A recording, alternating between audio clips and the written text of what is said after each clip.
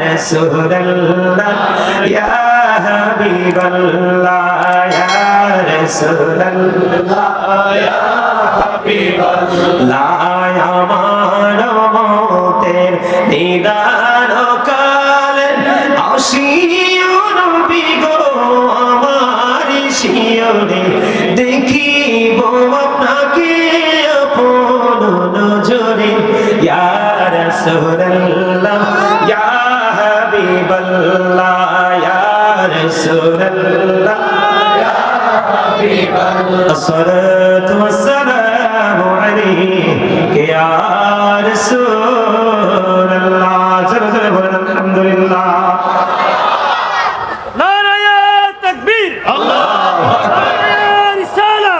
সুবহানাল্লাহ আলহামদুলিল্লাহ লা ইলাহা ইল্লাল্লাহ সুবহানাল্লাহ মুহাম্মদ লা ইলাহা ইল্লাল্লাহ লা ইলাহা ইল্লাল্লাহ লা ইলাহা ইল্লাল্লাহ নূরি আমার নূরির পুতুল জগৎ করলেন ও জালা নবী আমার নূরের পুতুল জগৎ করলেন ও জালা রোজ হাসরে করবেন তিনি উম্মতের ফয়সালা সুবহানাল্লাহ আলহামদুলিল্লাহ মুহাম্মদ ইল্লাল্লাহ সুবহানাল্লাহ আলহামদুলিল্লাহ লা ইলাহা ইল্লাল্লাহ লা ইলাহা ইল্লাল্লাহ লা ইলাহা ইল্লাল্লাহ আরশে কুরসি লৌহ কলম সৃষ্টি জাহান অসীলা আরশে কুরসি লৌহ সৃষ্টি জাহান অসীলা যে আল্লাহ খুশি হইয়া নাম রাখলেন হাবিবুল্লাহ সুবহানাল্লাহ আলহামদুলিল্লাহ লা ইলাহা ইল্লাল্লাহ সুবহানাল্লাহ আলহামদুলিল্লাহ লা ইলাহা ইল্লাল্লাহ লা ইলাহা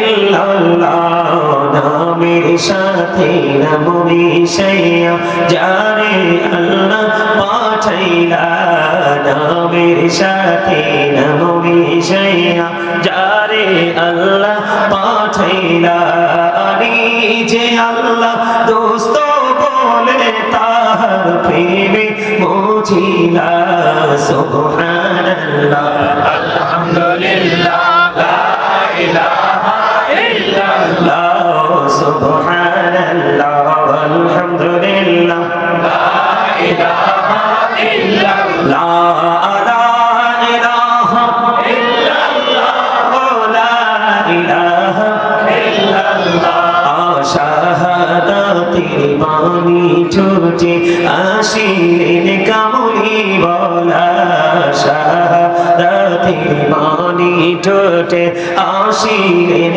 কামলি বলা মক্কাতে ফুটিল রবি নূরে ভিন্ন বে আলা সুবহানাল্লাহ আলহামদুলিল্লাহ লা ইলাহা ইল্লাল্লাহ লা ইলাহা ইল্লাল্লাহ মুহাম্মাদুর রাসূলুল্লাহ সাল্লাল্লাহু আলাইহি ওয়াসাল্লাম সুরে বলেন আলহামদুলিল্লাহ কার কার কাছে ভালো লাগছে জিকিরটা করতে পেরে হাত তুলে দেখেন দুই হাত সোজা করে একবারে একটাও যেন বাঁকা না থাকে একবারে সোজা এখনো অনেকগুলো সোজা হয় নাই আমি দেখতে পাইতেছি দেখছেন নি কথা ঠিক না একদম সোজা করে দেখান একদম সোজা মাটির মতো একবারে সোজা আরো সোজা বলেন ইয়া রাসূলুল্লাহ ইয়া হাবিবাল্লাহ ইয়া রাসূলুল্লাহ ইয়া হাবিবাল্লাহ আমার মতের নিদান কালে আসিও নবী গো আমার শিয়রে দেখিব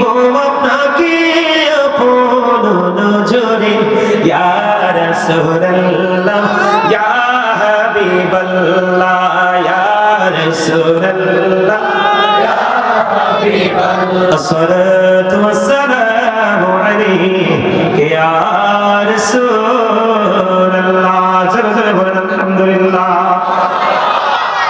নারায়ে তাকবীর আল্লাহু আকবার নারায়ে রিসালাত ইয়া রাসূলুল্লাহ নারায়ে গাউসিয়া ইয়া গাউসিয়াতুল সুন্নাত ওয়াল জামাত জিন্দাবাদ শাহ মদিনা জিন্দাবাদ জিন্দাবাদ আলহামদুলিল্লাহ বলেন। আমি কিন্তু আপনাদের সামনে বন্ধু বাস্তবতা নিয়ে আলোচনা করছি, বিষয়টা অল্প কিছুক্ষণের মধ্যে গুছিয়ে ফেলবো। খেয়াল করবেন একটা একটা করে পয়েন্টগুলো নবীজি কিভাবে আমাদেরকে শিক্ষা দিয়েছেন, বিভিন্ন জায়গাকে কিভাবে বন্ধু মূল্যায়ন করতে হবে।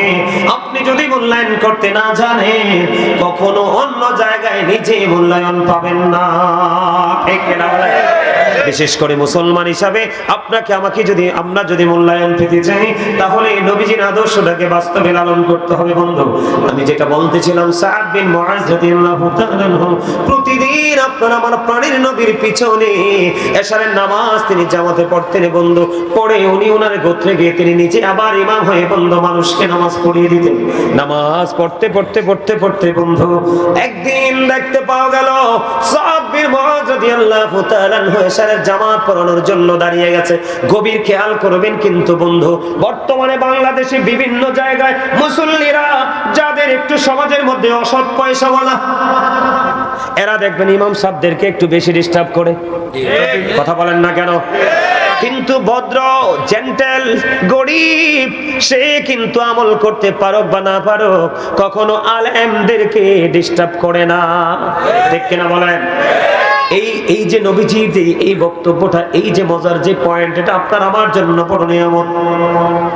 একজন খেজুর বাগানের মালিক ওই যে সাদ বিন মুআজ রাদিয়াল্লাহু তাআলা তিনি ইমাম হয়ে দাঁড়িয়ে গেলেন। এবার কি করলেন, একজন ব্যক্তি খেজুর বাগানের মালিক তিনি কি করলেন, ওনার পিছনে জামাতে নামাজটা না পড়ে একা একা নামাজ পড়ে তিনি খেজুর বাগানে পানি দিতে চলে গেল।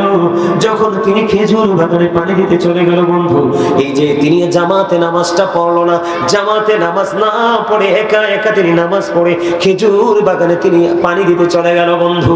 এবার আল্লাহর হাবিবের কাছে চলে গেল এই খবর। আল্লাহর হাবিবের কাছে খবর চলে যাওয়ার পরে যিনি জামাত ভঙ্গ করে, যিনি জামাতে নামাজ না পড়ে খেজুর বাগানে পানি দেওয়ার জন্য যিনি চলে গেল, খেজুর বাগানে চলে যাওয়ার কারণে বন্ধু আল্লাহর হাবিব ওই খেজুর বাগানের মালিককে তিনি ডাকাইনি, ডাকিয়েছেন সাদ বিন মুআজ রাদিয়াল্লাহু তাআলা আনহুকে। জোরে জোরে বলুন আল্লাহু আকবার।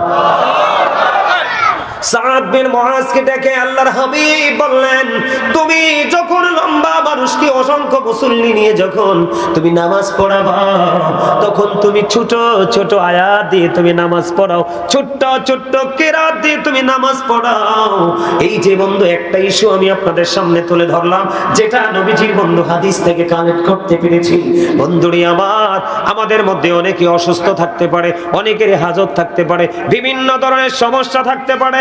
এই জন্য আল্লাহর হাবিব একটা জিনিস কি ইস্যু করেছে, যে ওই খেজুর বাগানের মালিক নামাজ জামাতে পড়েনি, কোনো সমস্যা নেই, কারণ মুমিনের প্রত্যেকটা কাজই নিয়ামত।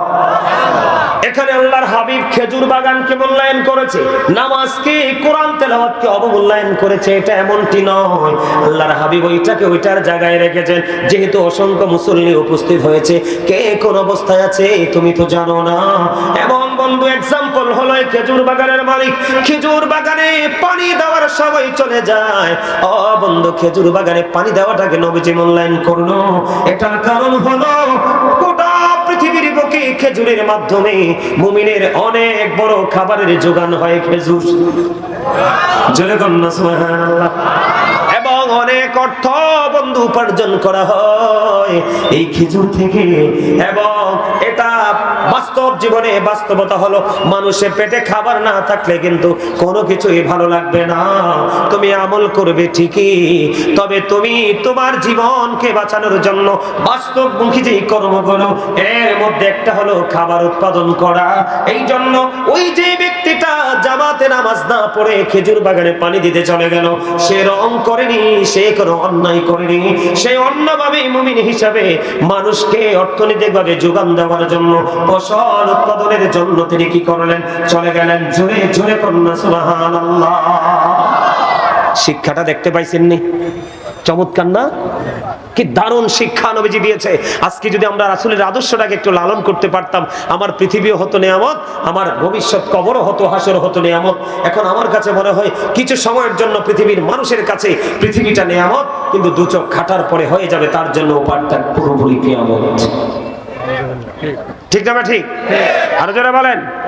এখনকার মানুষ নামাজও পড়ে না, খেজুর খেতে পানিও দিতে যায় না, ধান খেতে পানি দিতে যায় না, চালের বস্তা কিনে নিয়ে আসে। এই জন্য ডায়াবেটিসও আপনার বাড়ি ঘর নিয়ে চলে এসেছে আপনার ফ্যামিলিতে। কথা পায় না কেন? আপনি দেখবেন বাংলাদেশের মাটি এত উর্বর, এই যে এখনো আপনার একটা ধান কাটার পরে একটা সুযোগ আছে, আপনার কি জানি বলে এটাকে, বড় ধান চাষ করার আগে একটা সুযোগ চমৎকার আছে। সরিষা কিন্তু অল্প দিনে হয়ে যায়। সরিষা চাষ করতে পারে, করে না, ঘরে বসে আছে।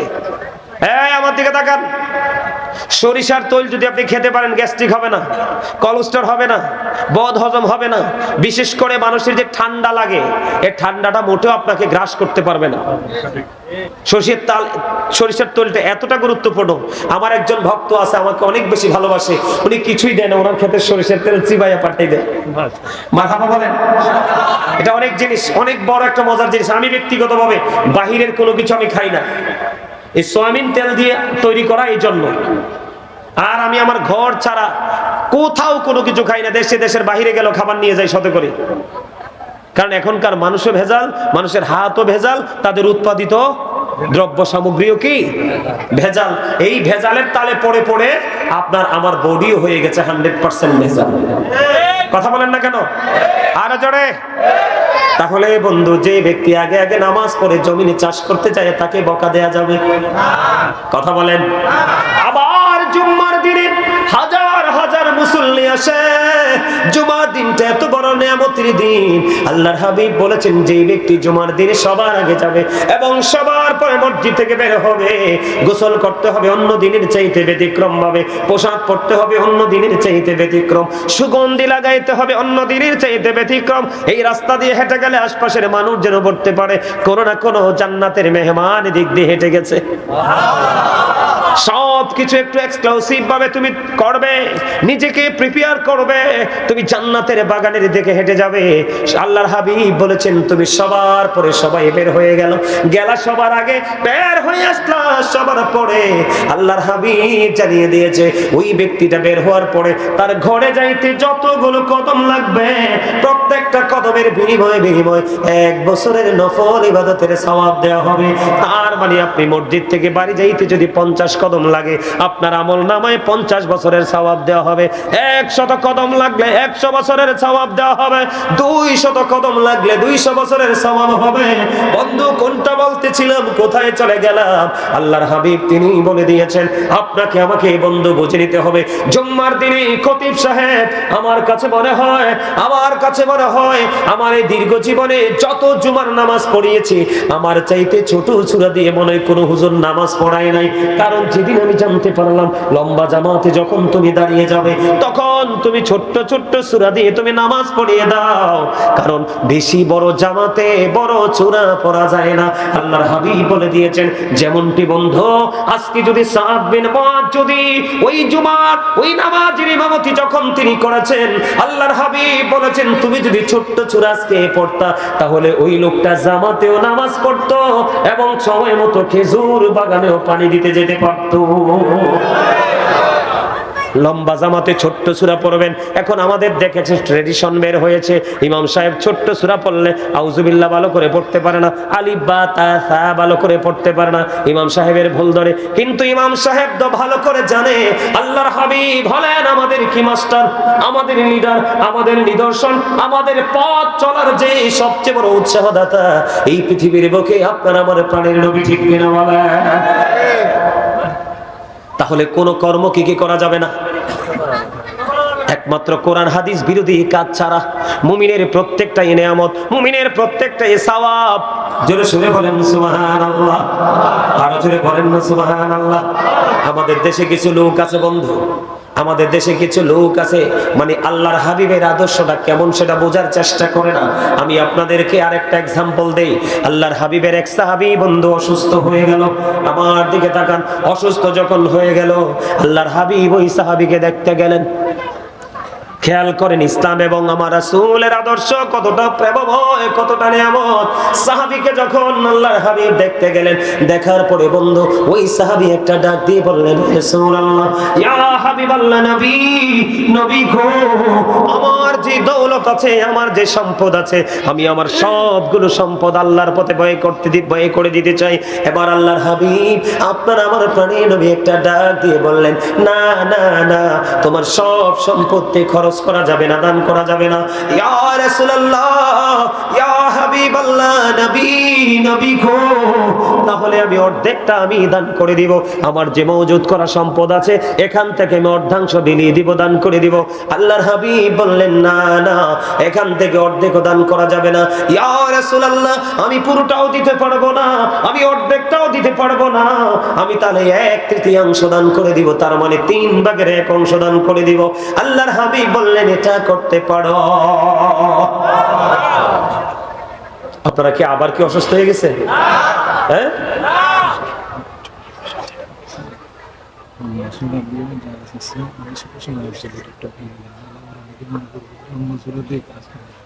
বুঝতে পারছি। ঠিক আছে, ঠিক আছে, ওকে, আচ্ছা ঠিক আছে। বন্ধুরে আমার, আমি বলতে চেয়েছি, আমি আপনাদের দিকে তাকান, আমার দিকে তাকান। এখানে কারণটা কি? কারণটা জানার দরকার আছে না? আরো জোরে বলেন, কারণটা দরকার আছে না নাই? বন্ধু, কারণটাও জানার দরকার আছে। আল্লাহর হাবিব পুরোটা দান করতে চাইলেন, নিষেধ করলেন। অর্ধেকটা দান করতে চাইলেন, সেটাও নিষেধ করলেন। কেন গো নিষেধ করলেন? আল্লাহর হাবিব বলেছেন, তুমি হয়তো চলে যাবে, কিন্তু তোমার পরবর্তী প্রজন্ম, নেক্সট যে জেনারেশন পৃথিবীতে থাকবে, তুমি দান, সব সম্পত্তি যদি তুমি দান করে দাও, সব সম্পত্তি যদি তুমি বিলিয়ে দাও, তোমার চলে যাওয়ার পরে তোমার সন্তান ভিক্ষুকের মতো অন্যের দরজায় হাত বাড়াবে। তুমি বাবা হয়ে তুমি কখনোই তোমার সন্তানকে এই অবস্থায় রেখে যেতে পারো না। তুমি আল্লাহর সন্তুষ্টি জন্য দান করো, তোমার সন্তানটাকেও তুমি স্বাবলম্বী করে যাও। জোরে জোরে কন্যা সুবহানাল্লাহ। বুঝতে পারছেন নি কিছু? হ্যাঁ, চমৎকার না? এখন আমরা যদি মসজিদের জন্য, মাদ্রাসার জন্য হাত পাতি, কি হয়ে থাকে? আমার ভাই আমাকে একটা কথা মনে করে দিয়েছে, এটা আমার বলা আগে উচিত ছিল, অত আমি বলতে পারিনি, তাড়াহুড়ো করেছি। সম্মানিত বলতে, এই যে জুম্মার দিনের বিষয়টা, এখানে অথবা জুম্মা বা ঈদের জামাত বা অন্যান্য জামাত আমরা নামাজ পড়ি না, যেমন অনেক সময় একটা মানুষ মারা গেল, হাজার হাজার মানুষ জানাজা এসে গেল, হয় না এরকম? যেই কোনো জামাত, আপনারা আমার মনে করেন না যে আল্লাহর হাবিব বাধ্যতামূলক করে দিছে যে ছোটটা দিয়েই পড়তে হবে। কি আল্লাহর হাবিব ছোটটা দিয়ে পড়তে হবে, এটা কিন্তু একেবারে বাধ্যতামূলক করে নাই। আপনার বড় বড় সূরা দিয়ে পড়তে পারবেন। কোরআন যত বেশি তেলাওয়াত হবে ততই কিন্তু পিছন থেকে মজা লাগে। কথা বলেন না কেন? ও মা, মজার কথা শোনেন নাই? ইমাম বুখারীর নাম শুনছেননি? হ্যাঁ, ইমাম বুখারীর সিয়াসিত্তার অন্যতম গ্রন্থ বুখারী শরীফ। ইমাম বুখারী তিনি একদিন নামাজে দাঁড়িয়ে গেলেন বন্ধু। তিনি একদিন নামাজে যখন দাঁড়িয়ে গেল, নামাজে দাঁড়িয়ে যাওয়ার পরে ওনাকে আপনি বেঙ্গুল বলেন, বল্লা বলেন, ভোমরা বলেন, কিটা বলেন জানি না, আমরা বেঙ্গুল অথবা বল্লা বলি, একটি পোকা আছে না, আপনি যেখানে যান সেখানে কামড়ায়। এমন একটা পোকা ইমাম বুখারীর জামার নিচে ঢুকে গেল। ইমাম বুখারীর জামার নিচে ঢুকে বন্ধু একটা নয়, 10টা নয় বন্ধু, একটা নয়, 2টা নয়, 10টা কামড় দিয়েছে। 10টা কামড় দেওয়ার পরেও বন্ধু তিনি নামাজ ছাড়লো না। নামাজ শেষ করার পরে একটা ছাত্রকে ডাক দিলেন, এদিকে আসো। আসার পরে বললেন, আমার জামাটা একটু উঠিয়ে দেখো, আমার পিছনে কি হয়েছে। এবার ওই ছাত্র ডেকে ডেকে বলে, হুজুর, হুজুর গো, আপনাকে এই যে বিষাক্ত পোকা, ভেঙ্গুল পোকা, আপনাকে একটা নয়, 2টা নয়, 10টা কামড় দিয়েছে, আপনি কি নির্বোধ হয়ে গেলেন গো? কয় না না, আমি নির্বোধ হইনি। আমি যখন নামাজে দাঁড়িয়েছি, আমি যখন নামাজে দাঁড়িয়ে আল্লাহ রাব্বুল আলামিনের ধ্যানে যখন দাঁড়িয়ে গেলাম, আর নামাজে দাঁড়িয়ে আমি যখন কোরআন তেলাওয়াত শুরু করলাম, কোরআন তেলাওয়াত আমার কাছে এত বেশি মধুময় মনে হয়েছে, ওই মধুর কাছে ওই ভিঙ্গুল পোকার বিষাক্ত কামড় আমার কাছে কিছুই মনে হয়নি। জোরে জোরে কন্যা সুবহানাল্লাহ। বন্ধু, আমি যদি আপনাদেরকে আরো যদি বলি, হযরত ওমর ইসলাম গ্রহণ করেছে কেমন করে? ও বন্ধু, হযরত ওমর ইসলাম গ্রহণ করেছে কোরআন তেলাওয়াতের মধুর বাণী শুনি। জোরে কন্যা সুবহানাল্লাহ। আমরা কিন্তু নেগেটিভ ভাবে নিতে বেশি পছন্দ করি। আমি বাস্তবতাটা তুলে ধরছি আপনাদের কাছে। কোনটা? কথা বলেন না কেন? আমি কোনটা তুলে ধরেছি? আমি যদি আপনাকে বাস্তবতা সম্পর্কে একটা কথা বলি, আমার দিকে তাকান, আমি সহজ করে দেই। আপনার বাড়ির সামনে বন্ধু একটা বাড়িতে আগুন লেগে গেছে, মানুষগুলো গৃহবন্দী।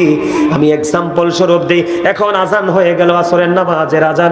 এখন কি আপনি নামাজ পড়া ফরজ, নাকি ওই আগুন নিভিয়ে মানুষ রক্ষা করা ফরজ? এই মুহূর্তের জন্য ও বন্ধু, এই জাস্ট টাইমের জন্য আপনার কাজ হলো নামাজটা একটু পরেও পড়া যাবে, কারণ নামাজের সময়ের একটা শেষ সীমা আছে। আজকের জন্য বাস্তবতা হলো, ওই যে বন্যায় মানুষের বাড়ি ভেঙে নিয়ে যাচ্ছে, শিশুগুলো মৃত্যুর কোলে ঢলে পড়েছে, আপনি কি ওই জায়গায় যাইবেন নাকি জোহরের নামাজ পড়তে আগে যাবেন? আপনাদেরকে বুঝতে হবে, আমি কিন্তু বাস্তবতাটা তুলে ধরছি। নবীজি আমাদেরকে কিভাবে ট্রেনিং দিয়েছেন। বন্ধুরি আমার, ওই বলতেছিলাম, সন্তানকেও তুমি স্বাবলম্বী করে যাও। ও বন্ধু, তুমি দান করে আখিরাতের পুঁজিটাও করে যাও। বলে হুজুর কেমনে পুঁজি করব? আব্দুল্লাহ ইবনে মাসউদ রাদিয়াল্লাহু তাআলা আনহু থেকে হাদিস কানা বর্ণিত। আমার দিকে তাকান, আল্লাহর হাবিব একদিন সাহাবায়ে কেরামদেরকে ডেকে ডেকে বললেন, তোমাদের মধ্যে এমন কি কেউ আছো নিজের সম্পদের চাইতে ওয়ারিসের সম্পদ বেশি পছন্দ করো?